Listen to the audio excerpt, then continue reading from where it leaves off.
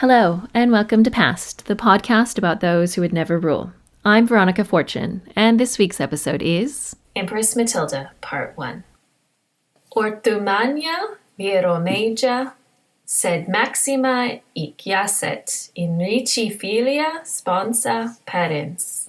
So goes the epitaph on Empress Matilda's tomb in Rouen. Great by birth, greater by marriage, greatest in her offspring. Here lies the daughter, wife, and mother of Henry. Modern thoughts would shy away from making a woman all about the men in her life, but Matilda's story is sadly, in many ways, wrapped up in the men of her life. Her achievements were judged less during her time for being a woman, and often in our time for not trying harder. If she was any more forceful in her time, she would have likely achieved nothing. She is in a historical no man's land. One entertaining note on her epitaph: the father of her son, Henry, mentioned in her epitaph, was not named Henry. He was named Geoffrey. The decision to leave him off her final statement may have been intentional, and something I'll bring up again later. The husband mentioned was her first, the Emperor Henry V, who would provide her with the title Empress, but sadly, no children. The inclusion of her father is expected, but sad in many ways. He was the man who wanted so much from her, but helped so little when it really counted. Matilda's story is her own, but it would not be told if it were not for the men in her life. The final man mentioned, her son, Henry Fitz-Empress, the future Henry II, King of England, deserves his place with his mother. He was a filial son who would learn the lessons she shared with him and understood that she had much more than just her bloodline to give. She was not afraid to place him at risk for the chance for him to show his greatness. Matilda was born on the 2nd of February, 1102, the first child of Henry I, King of England, and Edith-Matilda of Scotland. Her parents had married in 1100. Her mother was the daughter of the late King of Scots, Malcolm III, and St. Margaret of Wessex, the sister of Edgar the Adelin. At the time of her parents' marriage and her birth, her uncle was the King of Scotland. As we explored in our last episode, her father's claim to the crown of England was being challenged by his older brother, Robert. When Edith-Matilda of Scotland was 4 months pregnant with the future empress, Robert Curthose attempted to seize the throne. His ambitious attempt was stopped at Winchester, where Edith-Matilda was spending her pregnancy. His always chivalrous nature prevented him from attacking the city that his beloved goddaughter was resting in. Later chroniclers would make it sound as though Edith-Matilda was either in labor or in her lying in, the traditional period before birth when noble women would seclude themselves before having a child. Based on Matilda's birth in February the following year, this wasn't possible. This moment of kindness on Robert's part cost him his best chance at taking England, but likely kept his sister-in-law and future niece safe. This level of thoughtfulness was not something shared by Matilda's father, as we know from our earlier episode. Robert's story does not have a happy ending. Since the Norman conquest started in 1066, England had been ruled by the Normans, the French descendants of 9th and 10th century Vikings. Originally they came to France to raid, but their leader Rollo entered into a treaty with the king of the West Franks. The Treaty of Saint-Clair-sur-Epte gave Rollo the territory of Normandy in exchange for his fealty. The Norsemen, eventually Normans, would protect Paris from other Viking raids. Normans slowly adopted the language of the local inhabitants and intermarried with the local population. Prior to the Norman conquest, England was controlled by the Anglo-Saxon kings from the House of Wessex, save for 2 short periods of Danish Viking rule under Sven Folkbeard, his son Canute the Great, and Canute's sons. Since the ascension of Edward the Elder in 899, all rulers in this line had been descended from Alfred the Great. The House of Wessex had one remaining legitimate male in its line, Edgar Adelin, St. Margaret of Wessex's younger brother. By marrying Matilda of Scotland, Henry I had brought the legitimate line of Wessex back into the royal line of England, albeit from a female line. Henry made a big deal about this. His marriage was grafting the line of Wessex back onto the tree of the Normans and making both stronger. Matilda being the first child from this line, as well as her father's first legitimate child.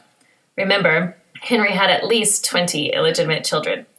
Had a bright future from birth, as mentioned clearly in her epitaph. In 1103, Edith-Matilda gave birth to her second child, a boy named William. He was given the sobriquet Adelin, the designation for a male heir in the Anglo-Saxon line. He was most often referred to, though, as William Adelin, the Norman pronunciation of Adelin. I will refer to him as such because it feels odd calling a Norman by an Anglo-Saxon nickname. After having William, King Henry and Edith-Matilda did not have any further children. There are many possible reasons for this. In all my research, I haven't found a definitive reason.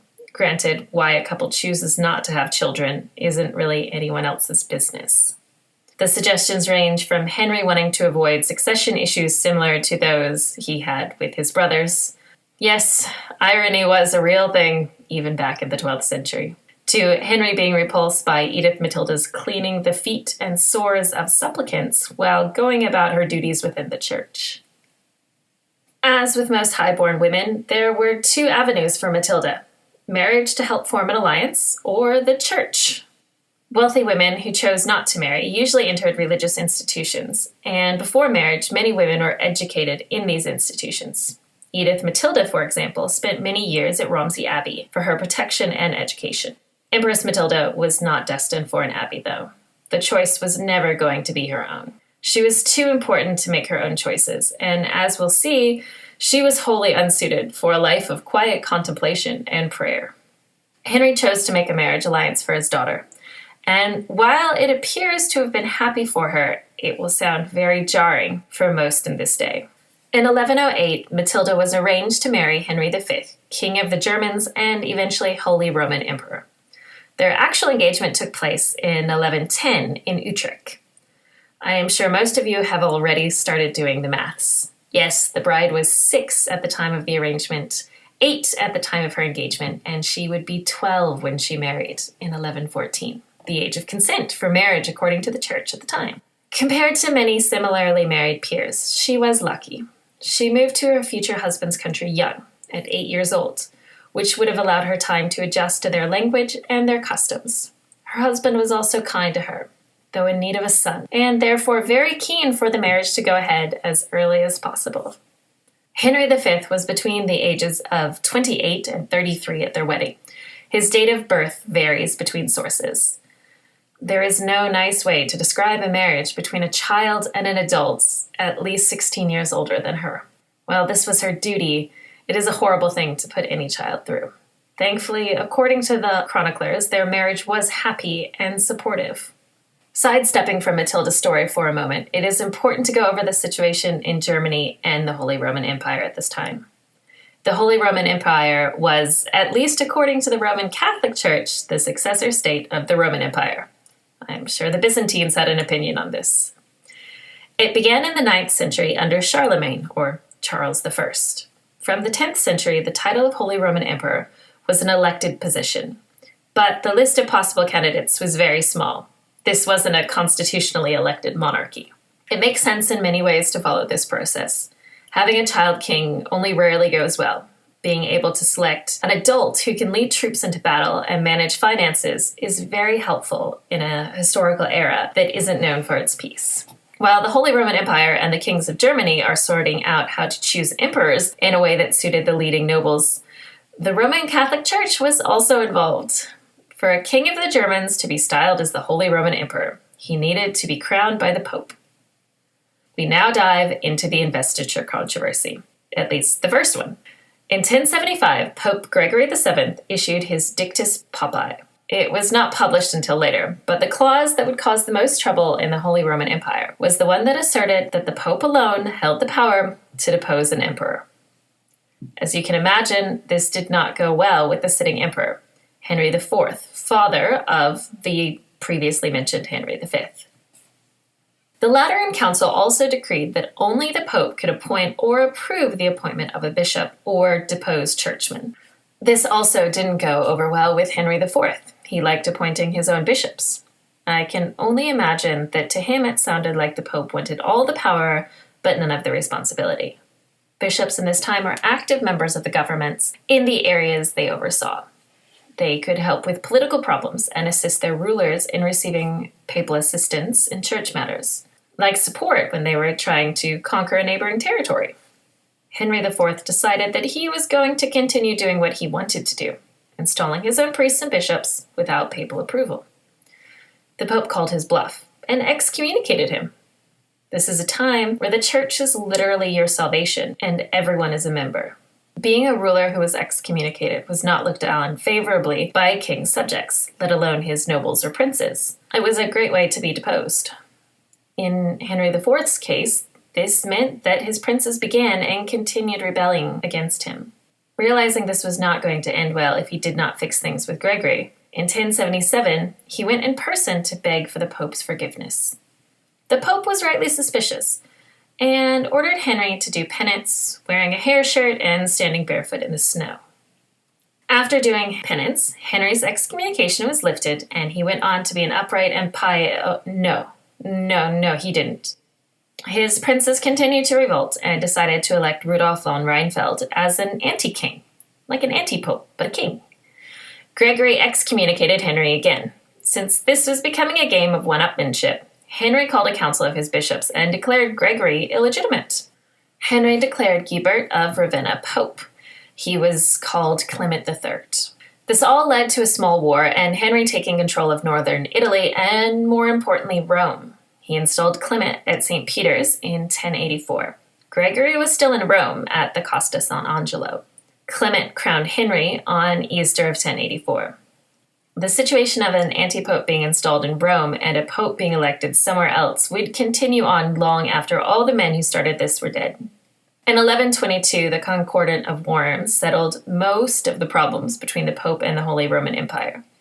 It was a complicated story that I'll be covering in a few years' time when I'm ready for a year of anti-popes. How this relates to the story of Matilda is simple. Her husband, Henry V, rebelled against his father, not exclusively due to the investiture controversy, but that doesn't mean he didn't take advantage of it. Henry V forced his father to abdicate in 1105. He did eventually name his own anti-pope, Gregory VIII. Things for Henry V went about as well as they had for his father, until he was able to force the Pope to crown him. Yes, literally force. He held the Pope and his bishops hostage until he was crowned in 1111. He then left Rome to go back to Germany, at which point the Pope at this time, Pascal II, quickly took back everything he had agreed to. The crisis was long and not a huge part of our story, but it does set the stage for what Matilda would be dealing with when she was crowned in just 3 short years. She would have known what was going on because she was living in Germany at this time. Hearing her husband's struggles, both with his own father, his princes, and other nobles, and the papacy, would have shown her that a firm hand was needed to deal with any leadership matters she was faced with. Due to the large age difference between her and her husband, it wasn't an outrageous expectation that she may be asked to act as regent in the case of the early death of her husband. She also knew how her father had acceded to his throne, and it was not because he had been chosen to be king. As we'll see, Matilda was made with the same strong will of her father and grandfather. Women in this time, though, were not meant to be kings. They were meant to be the wife of kings. They were bargaining chips and alliances, the birthers of children, especially sons, who would carry on their father's line, and the keepers of the home. They were expected to be active in church life and to donate generously to monastic foundations. One of their most important roles was to intercede with their husbands. When a king made a ruling that might have been a bit too harsh, it was easy enough for his wife to beg for a more gentle punishment, owing to both her feminine kindness and weakness. Kings would happily use their wives to make their lives easier with their nobles. Queen mothers could also act as regent for their underage sons if needed, though they would always have military supporters to assist him. At least this is how wives were expected to behave in England, Normandy, France, and the Iberian Peninsula. In Germany and Italy, wives were treated a bit differently. They were often active partners in ruling with their husband, acting as his regent when he could not due to distance or infirmity. Women were regularly countesses in their own right, the creatively named Matilda, Countess of Canassau, being one example. The Empress was trained to be in control and to lead. She acted as her husband's regent in Italy while he was away in Germany. Sadly, there is not much recorded of her time, but what is shows strength in leadership. Matilda may have been acting as regent and in a position of power, but she could not be unaware that she had not managed to succeed at her main job as queen. She and Henry never had any children, despite 9 years of marriage. It would in fact be 19 years after she married for the first time before she had her first child. Going this long without a child would have led to so many whispers. Women were usually blamed for a lack of children in a marriage, especially in an age where men often had illegitimate children before their wedding. Henry V had at least one acknowledged illegitimate child, so to most it would have appeared that Matilda was the problem. It's horrible to imagine being a literal child and being blamed for not being able to have a child. In 1118, Matilda would receive some of the worst news a child can ever receive. Her mother had died. While they had not seen each other in 8 years, it's known that they wrote regularly, and losing a parent is rarely easy. 2 years later, more devastating news would come. In November 1120, William Adelin died in the White Ship disaster. This shipwreck didn't just kill the heir apparent, it killed one of her half-sisters, a half-brother, and multiple younger members of her father's court. To lose so many young people in one night would have been unspeakable. This is a time when infant mortality was high, but once a child reached their teens, they could usually look forward to a long life. Yes, the heir had died, which would have hurt all, but many families lost their future. Matilda was not able to come home due to political machinations outside of her control. Henry I, Matilda's father, quickly remarried. The woman he chose was Adelin of Louvain. She was 18, described as beautiful, and she was from a noble family. All the things a king would need to make a wife. Henry was 35 years older than her and had many illegitimate children, so it was expected that his young wife would quickly be pregnant. Adelin was not quickly pregnant, and one can imagine that she knew of the whispers about her barrenness. For Matilda, there was more sadness to come. In 1125, her husband died, most likely from cancer. She was no longer in control. And since she and Henry had never had any children, she had no reason to stay in a country that wasn't her home. She was offered her dower lands, and the new Holy Roman Emperor was generous to her. She only took her personal effects, including her jewels, 2 crowns, and the hand of St. James the Apostle. Holy relics were a really big deal in those days. She could have remarried, but decided to return to her father. At this point, her father and Adelin had been married for 4 years and had not produced any children. Matilda and Adelin were very close in age, and it appears they spent a great deal of time together. Matilda was not remarried yet, so was at her father's court, and Adelin stayed with Henry at all times in hopes of producing children. 2 women of similar age, both having been married to much older men, and both blamed for their lack of children. It's easy to think they would have had a great deal of understanding for each other. For Matilda, this friendly relationship with her stepmother would help her immeasurably in just a few years. By 1126, it was clear that Henry and Adelin were unlikely to have children. While women are often blamed for lack of children in this time period, it's important to note that there are no records of Henry having any illegitimate children during his second marriage. As we'll see later, the problem was not likely Adelin. Henry needed to sort out his succession plans. He may have wanted to live forever, but he knew that wasn't going to happen. The succession struggles between his older brothers and himself were something to be avoided. Unstable successions hurt the finances and security of any kingdom, and Henry did not want a repeat of the uncertainty that had happened after William of Normandy's death. Losing his son and not having another with his new wife could have been a crisis. But he had other options. The strongest of these were William Clito, Robert of Gloucester, and Theobald II, Count of Champagne. I discussed William Clito in his father's episode. He was a legitimate descendant of William of Normandy, healthy, young, and a proven military leader. He was a friend of Louis VI, King of the Franks. He had a lot of positive attributes, but one major negative one. One of Henry's greatest regrets was allowing the then 4-year-old Clito to leave after capturing his father at the Battle of Tinchebray. The young man had incited 2 Norman rebellions and was a constant thorn in Henry's side. He had also married Sibylla of Anjou, the sister of William Adelin's betrothed. Henry had actually successfully bribed the Pope to annul the marriage on the grounds of consanguinity through their shared great-great-great-great-grandparents. Henry's hypocrisy truly knew no bounds, as we've discussed earlier. Henry's decision to pass over his nephew could be described as spiteful. He still had Clito's father locked away in comfortable confinement. But in Henry's defense, naming a man you've been fighting against for more than a decade as your heir is not a good look. He would have likely needed to release his brother, risking another rebellion, and he had done so much to delegitimize Clito and Curthose.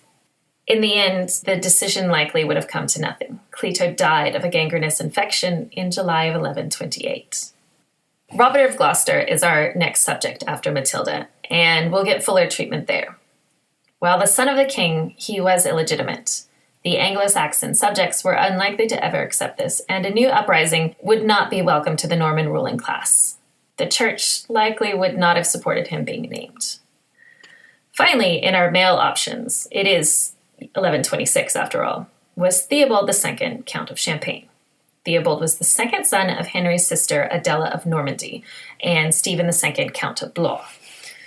Theobald had helped his mother rule Blois as regent when his father was away on crusade, and by all accounts was thoughtful and skilled. He was, however, not in Henry's court due to running his own counties, and therefore was not likely to be named. He may have made a good king, though. He was known as the Great in his own lands. Of note, his older brother William was still living at this time, but had been passed over both with regards to their father's lands and with England or Normandy.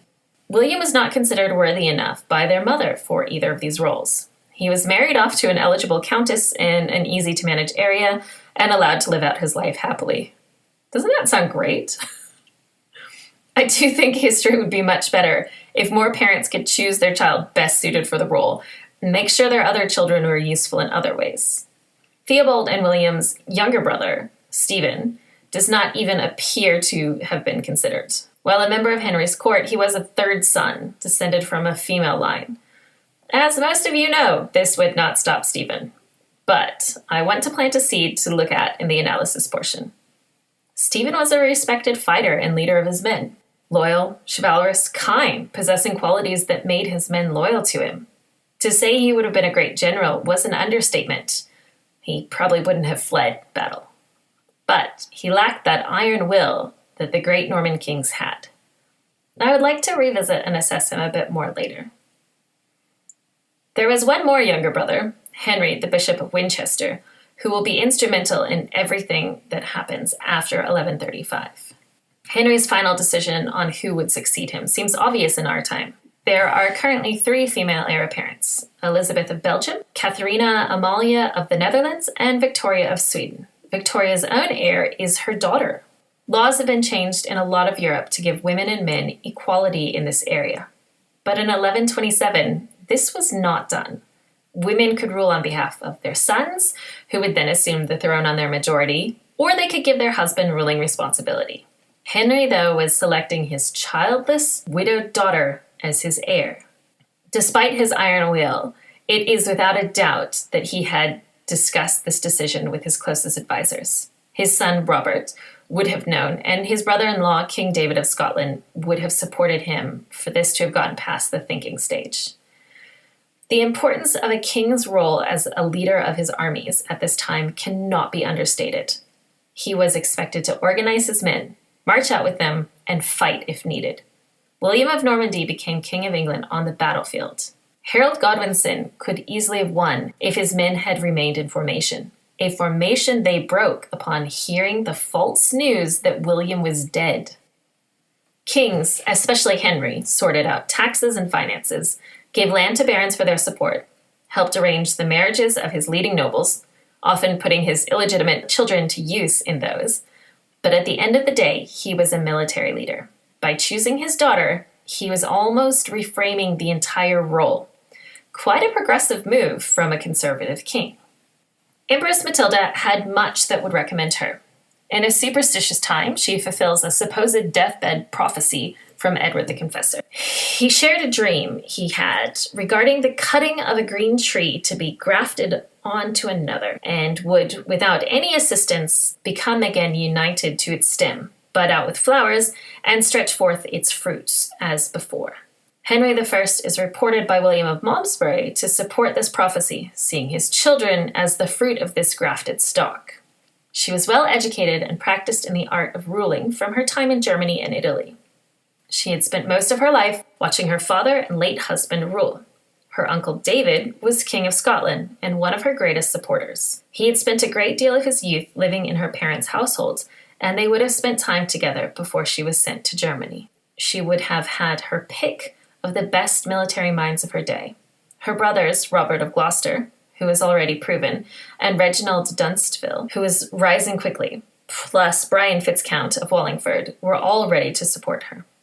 On the 1st of January, 1127, King Henry ordered his churchmen and barons to swear allegiance to Matilda. She was to be his heir, saving any legitimate sons from his second marriage. As was tradition, the members of high ecclesiastic office swore first, the archbishop and bishops. Next was the only other monarch in the room, King David of Scotland.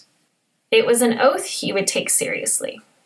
As many listeners may know, a small argument broke out as to who would swear next, Robert of Gloucester or Stephen of Blois.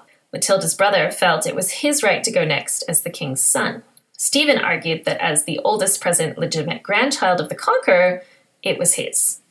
Stephen won the argument and was the first of the barons to swear. I love imagining how happy Matilda would have been in this moment. She was being recognized as her father's heir in her own right. She wasn't married and had no children.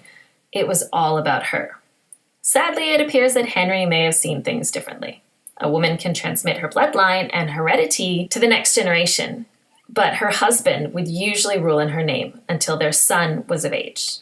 Henry's barons were in fact swearing only to her, but since not having children wasn't an option when you're the only heir to a kingdom, Henry needed to get his daughter married soon. This would change things for Matilda, of course, but would also cause his barons and churchmen some pause. Speaking of pause, I will be pausing here for a week. Matilda's story is not a short one, and I will need to divide it into a few parts.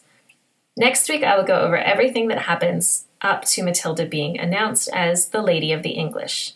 Finally, I will cover the rest of the anarchy, Matilda's support for her son, and then finally my analysis of her life. Please make sure to get your end of the mini-series questions into me as soon as possible. I really look forward to putting together an end-of-series question and answer for you all. Thank you for listening to Past. I can be found on Twitter, Instagram, and Facebook at PastPod. That's PASSEDPOD. Please feel free to email me at pastpod@gmail.com. I have a Patreon that can be found at patreon.com/pastpod.